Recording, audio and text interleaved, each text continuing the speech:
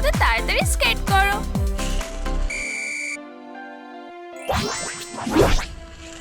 ইয়ে, আরো একটা স্টার পেয়ে গেছি। স্কেট করো স্মাইল করে, স্টারস যেত স্টাইল করে।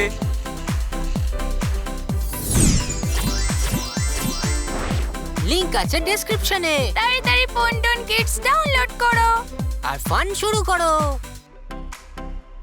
ইনজেকশনের ভয়।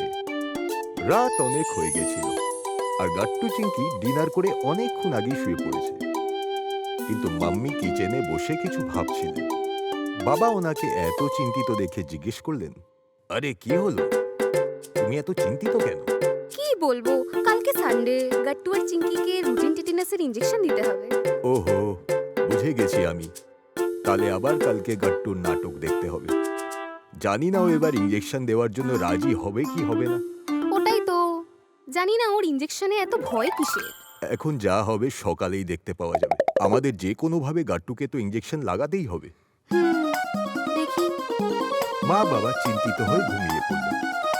পরের দিন সকাল সকাল মা অনেক তাড়াতাড়ি উঠে গেলেন আর গাট্টু চিংকির রুমে ওদেরকে উঠাতে গেলেন। গাট্টু চিঙ্কি, চলো উঠে পড়ো, আমাদের হাসপাতাল যেতে হবে না আজকে? হ্যাঁ মা, আমি তো উঠে গেছি, আমি তো যাচ্ছি ব্রাশ করতে।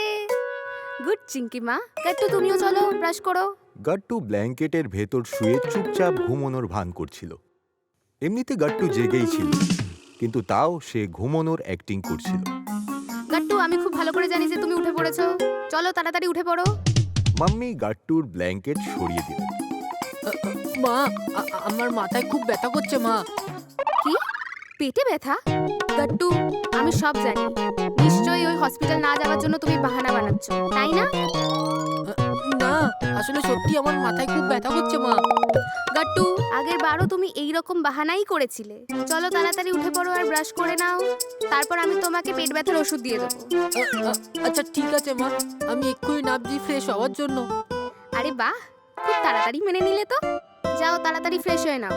গাট্টু বাথরুমের ভেতর ঢুকে গেল আর ওদিকেই চিংকি রেডিও হয়ে গেছিল, কিন্তু এখনো অব্দি গাট্টু বাইরে বেরোচ্ছিল না। গাট্টু, এটা কি, এত দেরি কেন হচ্ছে তোমার বাইরে বেরোতে? তুমি আধ ঘন্টা ধরে ভেতরে আছো। মা, ওই বাথরুমের দরজাটা কিছুতেই খুলছে না। একটা কাজ করো না গো, তুমি চিঙ্কিকেই ডক্টরের কাছে নিয়ে চলে যাও। ওফো, এইসব বাহানা দেওয়া এবার বন্ধ করো আর তাড়াতাড়ি বেরিয়ে এসো। দেখো, একটুও ব্যথা করবে না ইনজেকশন দেওয়ার সময়। পেছন দিক থেকে চিংকিও চলে এসেছিল আর গাট্টুকে বলল, হ্যাঁ গাট্টু, আর দেরি করো না, তাড়াতাড়ি বাইরে এসো না। বাবা যদি এখানে এক্ষুনি চলে আসে তাহলে তোমাকে খুব বকবে। বাবার নাম শুনে গাট্টু ভয় পেয়ে গেল আর গেট খুলে দিল। আর ওর ইনজেকশন নিতে খুব ভয় লাগছিল। মা, আমি ইনজেকশন দেব না, প্লিজ তুমি আমাকে নিজের সঙ্গে নিয়ে যেও না। আর আমি তার বদলে অনেকগুলো ভেজিটেবল আর ফ্রুটস খেয়ে নেবো। গাট্টু বাবা, ইনজেকশন তো তোমাকে নিতেই হবে। দেখো তুমি একটুও ব্যথা করবে না। না না মা, আমি লাগাবো না ইনজেকশন মা, প্লিজ প্লিজ মা। এতটুকু বলে গাট্টু ঘরের ভেতর এদিক ওদিক দৌড়াতে লাগলো। চিংকি আর মাম্মি গাট্টুকে ধরার জন্য চেষ্টা করতে লাগলো। গাট্টু, একদম দাঁড়িয়ে যাও ওখানে। গাট্টু, আমার কথাটা তো শোনো। কিন্তু গাট্টু কারোর কথা শুনছিল না আর সে তাড়াতাড়ি করে নিজের খাটের তলায় গিয়ে লুকিয়ে পড়ল। না না, আমি কারোর কথা শুনতে পারবো না। তোমরা সবাই আমাকে বাড়িতে একা রেখে চলে যাও আর চিঙ্কিকে সঙ্গে করে হসপিটাল নিয়ে যাও। ততক্ষণ আমি একা থেকে যাবো এখানে। আমি ইনজেকশন দিতে কিছুতেই যাব না। গাট্টু, এটা কিন্তু খুবই খারাপ, তাড়াতাড়ি বাইরে এসো, আমাদের লেট হচ্ছে। না মা, প্লিজ, আমি যাব না। কিন্তু গাট্টু মাম্মি আর চিংকির একটা কথাও শুনছিল না।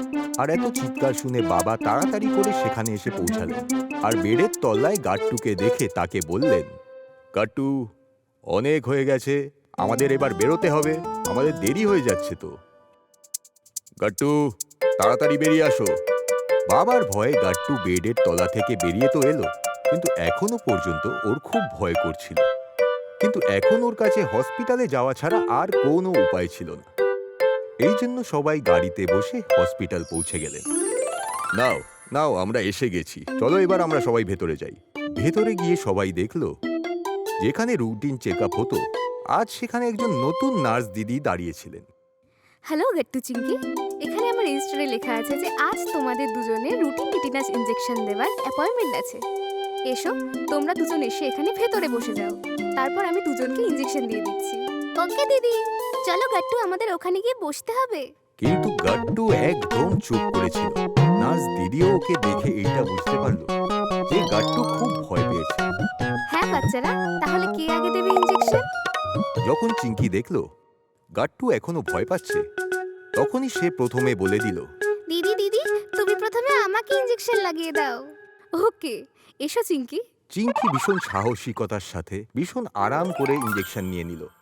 ভেরি গুড চিঙ্কি, তুমি তো কত সুন্দর করে ইনজেকশনটা লাগিয়ে নিলে। এই নাও টফি। থ্যাংক ইউ দিদি। চিঙ্কি ইঞ্জেকশন নিয়ে বাইরে চলে গেল। কিন্তু এখন পালা ছিল গাট্টুর ইঞ্জেকশন লাগানো। গাট্টু, মনে হচ্ছে তোমার ইনজেকশন থেকে খুব ভয় লাগছে। হ্যাঁ নার্স দিদি, আমি ইঞ্জেকশন দেবো না। এটাতে হেভি ব্যথা হয়, আমার এটা একদম ভালো লাগে না। প্লিজ তুমি আমাকে ইঞ্জেকশন দিও না। আরে কিন্তু গাট্টু, তুমি কি how to become a Superman ওয়ালা কমিক বুক পড়োনি? কি? এটা কি রকম কমিক বুক? এরকম তো আগে কখনো পড়িনি দিদি। এই দেখো, এইটা হচ্ছে ওই কমিক বুকটা। আর এখানে দেখো কি লেখা আছে। নার্স দিদি নিজের ড্রয়ার থেকে বার করে একটা কমিক্স গাট্টুকে দেখাতে লাগলো। কি লেখা আছে এতে দিদি? নার্স দিদি কমিক্স বই খুলে তাকে দেখাতে লাগলো, আর বইটা পড়ে গাট্টুকে বলতে লাগলো, এখানে লেখা আছে ইনজেকশন সুপারম্যানদের পাওয়ার শট হয়। এটা থেকেই ওরা ওদের শক্তি পায়। আরে হ্যাঁ, এটাতে তো সত্যি সত্যি তাই লেখা আছে। আর আমার কাছে এই কমিক বুকটা তো নেই। তাহলে তুমি আমারটা নিয়ে যাও আর আমাকে পড়ে ফেরত দিয়ে দিও। ওয়াও, সত্যি কি দিদি? এর মধ্যে তো সুপার হিরোর অনেক অনেক গল্প লেখা আছে দেখছি। হ্যাঁ গাট্টু, এটা খুব মজাদার। গাট্টু খুব মন দিয়ে কমিক্স বই দেখতে লাগলো। আর তখনই নার্স দিদি গাট্টুকে ইঞ্জেকশন লাগিয়ে দিলেন। আর ও জানতেও পারলো না। এই দেখো, ইনজেকশন লেগেও গেল, আর তুমি তো জানতেও পারলে না গাট্টু। কি হয়েও গেল? হ্যাঁ, আবার কি, তুমিও তো তোমার সুপারম্যানের মতন পাওয়ার শট পেয়ে গেলে। আর এইটা থেকে তো তুমি খুব স্ট্রং হয়ে যাবে গাট্টু। ইয়ে, তো আমিও এবার সুপার হিরো হয়ে যাব। গাট্টুর চিৎকার শুনে বাবা আর মাম্মি ভেতরে ঢুকে এলেন। আর গাট্টুকে এত খুশি দেখে তারা চমকে উঠলেন। আরে এটা কি হলো গাট্টু, তোমাকে এত আনন্দিত দেখাচ্ছে? হ্যাঁ বাবা, আমি ইনজেকশন নিয়ে নিয়েছি। আর আমি এখন খুব ব্রেভ স্ট্রং বাচ্চা তৈরি হয়ে গেছি বাবা। আর এবার আমি সুপার হিরো হয়ে যাব। ওয়াও, এইটা তো অসাধারণ ব্যাপার। গাট্টু ভয় না পেয়ে ইনজেকশন লাগিয়ে নিল। হ্যাঁ মা, আমি তো প্রত্যেকবার এই নার্স দিদির কাছ থেকে ইনজেকশন দেব। আর এই দিদি খুবই ভালো। যখনই এই দিদি ইনজেকশন দিল আমার একটুও ব্যথা করেনি, সত্যি বলছি মা। হ্যাঁ গাট্টু, চলো এবার সবাই মিলে বাড়িতে যাই। আর তুমি আর চিঙ্কি ইঞ্জেকশনও নিয়ে নিয়েছো। এবার আমি তোমাদের অবশ্যই আইসক্রিম খাওয়াবো। ইয়ে, আমি চকলেট মিল্কেটটা খাবো। আর আমি বাটারস্কচ। আর আমি স্ট্রবেরি। ঠিক আছে, চলো সবাই। তারপর সবাই একসাথে আইসক্রিম পার্লারের দিকে চললো আর আইসক্রিম এনজয় করতে লাগলো। আপনাদের যদি আমাদের ভিডিও ভালো লেগে থাকে তো আমাদের ভিডিওকে লাইক করুন, কমেন্ট করুন আর সাবস্ক্রাইব করুন।